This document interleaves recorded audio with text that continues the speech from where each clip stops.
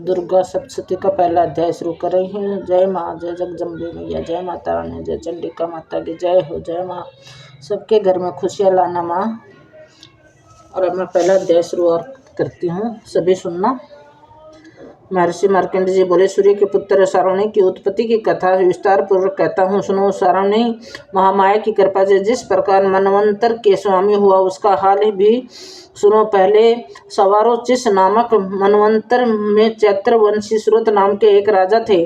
सारी पृथ्वी पर उनका राज्य था। वह प्रजा के अपने पुत्र के समान मानते थे। तो कोला विध्वंसी राजा उनके पुत्र बन गए। दुष्टों को दंड देने वाले राजा सुरथ की उनके साथ लड़ाई हुई। कोला विध्वंसियों के संख्या में कम होने पर भी राजा सुरथ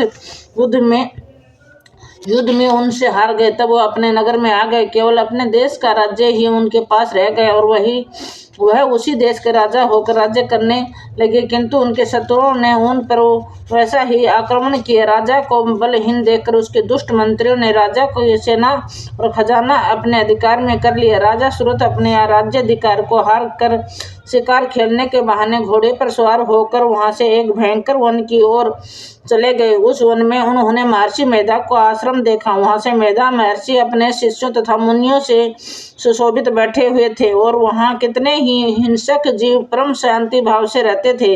राजा सुरथ ने महर्षि मेधा को प्रणाम किया और महर्षि ने भी उनको उचित सत्कार किया। राजा सुरथ महर्षि के आश्रम में कुछ समय तक ठहरे। अपने नगर की ममता के आकर्षण से राजा अपने मन में सोचने लगे, पूर्व काल में पूर्वजों ने जिस नगर का पालन किया था वह आज मेरे हाथ से निकल गया। मेरे दुष्ट एवं दुरात्मा मंत्री मेरे नगर की सब धर्म से रक्षा कर रहे होंगे या नहीं। मेरा प्रधान हाथी, जो कि सदा मद की वर्षा करने वाला और शूरवीर तथा मेरे वैरियों के वश में होकर न जाने क्या दुख भोग रहा होगा। मेरे अज्ञानकारी नौकर जो मेरी कृपा से धन और भोजन पाने से सदैव सुखी रहते थे और मेरे पीछे पीछे चलते थे, अब निश्चय ही दुष्ट राजाओं के अनुसरण करते होंगे तथा मेरे दुष्ट एवं दुरात्मा मंत्रियों द्वारा व्यर्थ ही धन की विवेक करने से संचित किया हुआ मेरा खजाना एक दिन अवश्य ही खाली हो जाएगा। इस प्रकार की बहुत सी बातें सोचता हुआ राजा निरंतर दुखी रहने लगा। एक दिन राज्य सुरथ ने महर्षि मेधा के आश्रम के निकट एक वेश्या को देखा। राजा ने उससे पूछा, भाई तुम कौन हो? यहाँ तुम्हारे आने का क्या कारण है और तुम मुझसे शोकग्रस्त अनमने से दिखाई देते हो, इसका क्या कारण है? राजा के ये नरम वचन सुन वैश्य ने महाराज सुरथ को प्रणाम करके कहा। वैश्य बोला, राजन, मेरा नाम समाधि है। मैं धनियों के कुल में उत्पन्न एक वैश्य हूँ। मेरे दुष्ट स्त्री पुत्रादिकों ने लोभ से मेरा सब धन छीन लिया और मुझे घर से निकाल दिया। मैं इस तरह से दुखी होकर इस वन में चला आया हूँ और यहाँ रहता हुआ मैं इस बात को भी नहीं जानता कि अब घर में इस समय सब कुशल है या नहीं।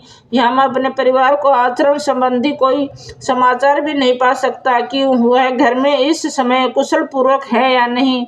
मैं अपने पुत्रों के संबंध में ये भी नहीं जानता कि यह सदाचारी है या दुराचार में फंसे हुए हैं। राजा बोले, जिस धन के लोभी स्त्री पुत्रों ने तुम्हें घर से निकाल दिया, फिर भी तुम्हारे चित्त में उनसे क्यों प्रेम करता है? वैश्य ने कहा, मेरे विषय में आपका ऐसा कहना ठीक है, किंतु मेरा मन इतना कठोर नहीं है। यद्यपि उन्होंने धन के लोभ में पड़कर पितृ स्नेह का त्याग कर मुझे घर से निकाल दिया है, तो मेरे मन में उनके लिए कठोरता नहीं आती है। महामते, मेरा मन फिर भी उनमें क्यों फंसा रहा है, इस बात को जानता हुआ भी मैं जान रहा हूँ। मेरा चित्त उनके लिए दुखी है। मैं उनके लिए लंबी लंबी सांसें ले रहा हूँ। उन लोगों में प्रेम नाम को नहीं है, फिर भी ऐसे स्नेहियों के लिए मेरा हृदय कठोर नहीं होता। महर्षि मार्कंडेय जी ने कहा, हे ब्राह्मण। इसके पश्चात महाराज सुरथ और वह वैसे दोनों महर्षि मेधा के समीप गए और उनके साथ यथा योग्य न्याय संभाषण करके दोनों ने वार्ता आरंभ की। राजा बोले, हे भगवान, मैं आपसे एक बात पूछना चाहता हूँ, सो आप कृपा करके मुझे बताइए। मेरा मन मेरे अधीन नहीं है, इसमें मैं बहुत दुखी हूँ। राज्य धनादि की चिंता अभी तक मुझे बनी हुई है और मेरी ये ममता अज्ञानियों की तरह बढ़ती ही जा रही है। और ये समाधि नामक वैसे भी अपने घर से अपमानित होकर आया है। इसके स्वजनों ने भी इसे त्याग दिया है।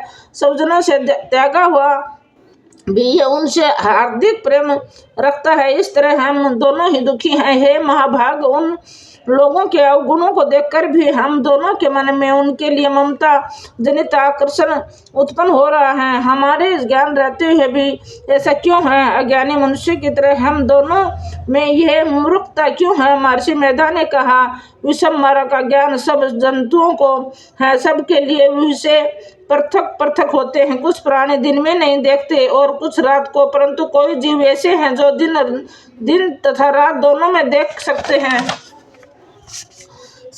यह सत्य है कि मनुष्य में ज्ञान प्रधान है, किंतु केवल मनुष्य ही ज्ञानी नहीं होता, पशु पक्षी आदि भी ज्ञान रखते हैं। जैसे ये पशु पक्षी ज्ञानी है, वैसे ही मनुष्य का ज्ञान है, और जो ज्ञान मनुष्य में है वैसे ही पशु पक्षियों में है, तथा अन्य बातें भी दोनों में एक जैसी पाई जाती है। ज्ञान होने पर भी उन पक्षियों की ओर देखो, क्या अपने मुख से पीड़ित बच्चों को चोंच में कितने प्रेम से अन्न के दाने डालते हैं। हे राजन, ऐसा ही प्रेम मनुष्यों में अपने संतान के प्रति पाया जाता है। लोभ के कारण अपने उपकार का बदला पाने के लिए मनुष्य पुत्र की इच्छा करते हैं और इस प्रकार मोह के गड्ढे में गिरा करते हैं। भगवान श्री हरि की जो माया है, उसी से ये संसार मोहित हो रहा है।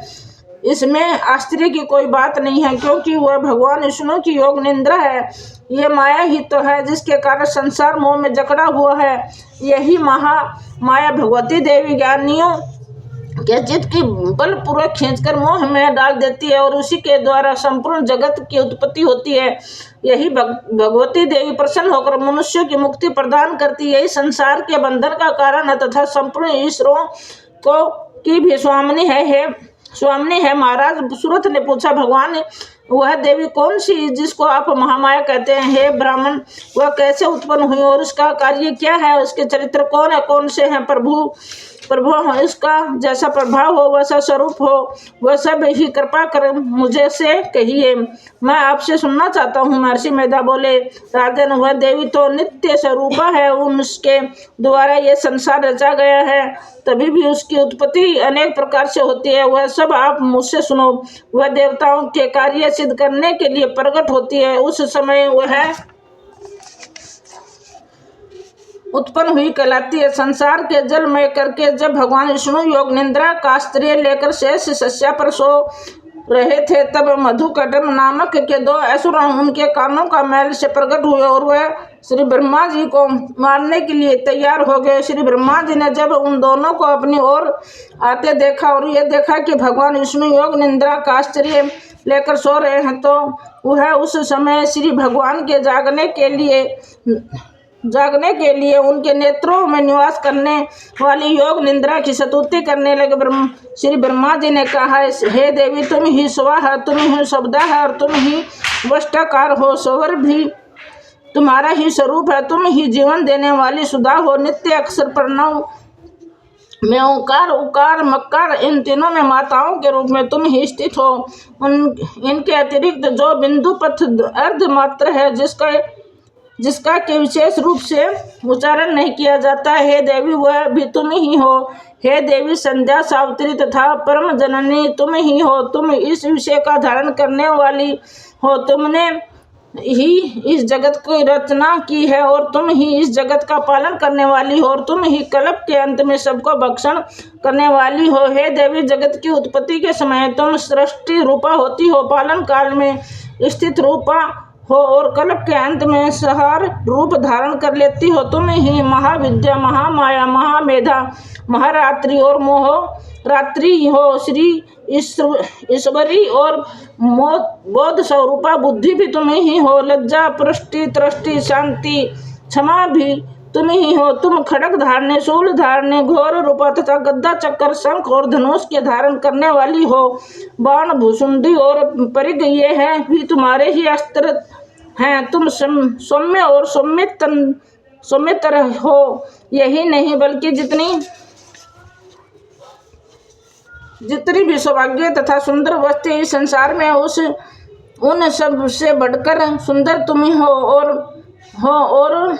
पर सबसे पर रहने वाले सुंदर तुम ही हो। ये सर्व स्वरूप देवी, जो विसत असत पदार्थ और उनमें जो शक्ति है वह भी तुम ही हो। ऐसी अवस्था में भला तुम्हारी स्तुति कौन कर सकता है। इस संसार की सृष्टि पालन और संहार करने वाले जो भगवान हैं उनके भी जब तुमने निद्रा की वशीभूत कर दिया तो फिर तुम्हारी स्तुति कौन कर सकता है। मुझे भगवान विष्णु तथा भगवान शंकर को शरीर धारण करने वाली तुम ही हो। तुम्हारी स्तुति करने की शक्ति किसमें है।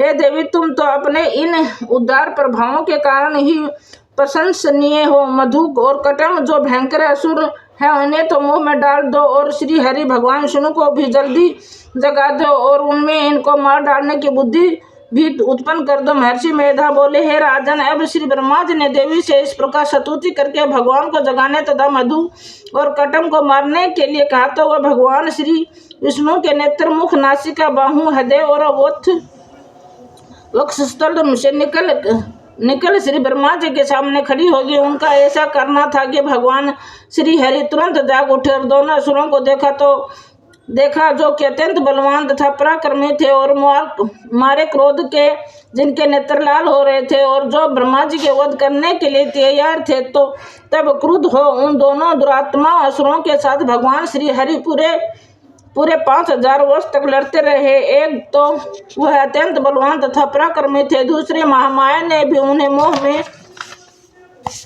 मोह में डाल रखा था। अतः वह श्री भगवान ने कहने लगे, हम दोनों तुम्हारी वीरता से अत्यंत प्रसन्न है, तुम हमसे कोई वर मांगो। भगवान ने कहा, यदि तुम मुझ पर प्रसन्न हो तो अब तुम मेरे हाथों से मर जाओ, बस इतना सा ही वर मैं तुमसे मांगता हूँ, यहाँ दूसरे वर से क्या प्रयोजन है। महर्षि मेधा बोले, इस तरह से जब वह धोखे में आ गए और अपने चारों ओर जल ही जल देखा तो भगवान श्री हरि से कहने लगे, जहाँ पर जल न हो, सूखी जमीन हो, उसी जगह हमारा वध कीजिए। महर्षि मेधा कहते हैं, तथास्तु कहकर भगवान श्री हरि ने उन दोनों को अपनी जांघ पर लिटाकर उन दोनों का सिर काट डाले। इस तरह से यह देवी श्री ब्रह्मा जी की स्तुति करने पर प्रकट हुई थी। अब तुमसे उनके प्रभाव का वर्णन करता हूँ और सो सुनो। जय। पहला अध्याय समाप्त हुआ। जय श्री माँ, जय श्री माँ, जय श्री माँ, जय श्री चंडिका माँ, जय माँ शेरा वाले जगत जननी। हे प्रभु, श्री शिवाय नमस्ते भम, श्री शिवाय नमस्ते भम, श्री शिवाय नमस्ते भम, श्री शिवाय नमस्ते भम। दूसरा अध्याय पहला अध्याय समाप्त हुआ। और पसंद आए तो सुनो और शेयर करना, कमेंट करना, सब्सक्राइब करना। जय माँ शेरा वाले की जय, जगदम्बिके माँ, जय जय माँ।